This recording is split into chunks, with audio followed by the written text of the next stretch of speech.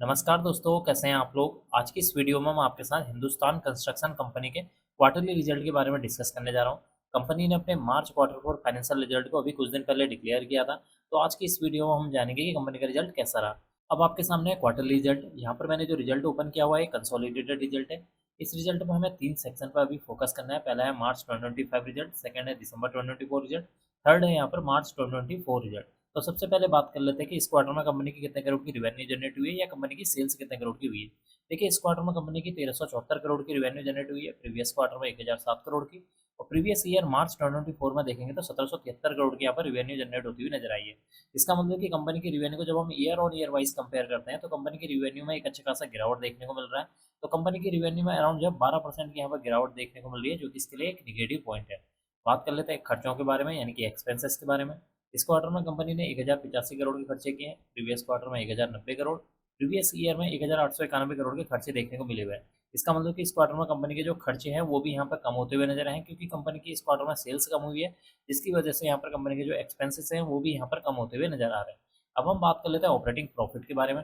देखिए, इस क्वार्टर में कंपनी का ऑपरेटिंग प्रॉफिट 228 करोड़ है। प्रीवियस क्वार्टर में देखेंगे तो निगेटिव में 83 करोड़ का यहाँ पर नुकसान उठाना पड़ा था कंपनी को। प्रीवियस ईयर में देखेंगे तो कंपनी को 118 करोड़ का यहाँ पर नुकसान उठाना पड़ा है।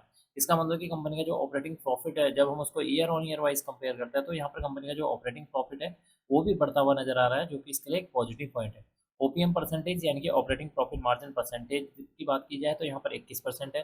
प्रीवियस क्वार्टर में देखेंगे तो निगेटिव में 8% है, और प्रीवियस ईयर में देखेंगे तो निगेटिव में यहाँ पर 7% देखने को मिला हुआ है। इसका मतलब कि जो ऑपरेटिंग प्रॉफिट मार्जिन परसेंटेज है उसमें एक अच्छा खासा यहाँ पर जंप देखने को मिल रहा है, जो कि इसके लिए एक पॉजिटिव पॉइंट है। बात कर लेते हैं प्रॉफिट बिफोर टैक्स के बारे में। इस क्वार्टर में प्रॉफिट बिफोर टैक्स 173 करोड़ है, प्रीवियस क्वार्टर में देखेंगे 234 करोड़, प्रीवियस ईयर मार्च 2024 में देखेंगे तो 410 करोड़ का यहाँ पर प्रॉफिट बिफोर टैक्स देखने को मिला हुआ।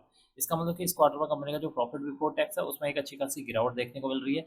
गिरावट क्यों हुई है? क्योंकि अगर आप यहाँ पर अदर इनकम वाले सेक्शन को देखेंगे तो यहाँ पर मार्च 2024 में 710 करोड़ की अदर इनकम हुई थी, जबकि इस क्वार्टर में कंपनी की मात्र 18 करोड़ की अदर इनकम हुई है, जिसकी वजह से कंपनी का जो प्रॉफिट बिफोर टैक्स है वो भी यहाँ पर गिरता हुआ नजर आ रहा है। अब हम बात कर लेते हैं कंपनी के मुनाफे यानी कि नेट प्रॉफिट के बारे में, कि इस क्वार्टर में कंपनी का मुनाफा कितना करोड़ देखने को मिला हुआ है।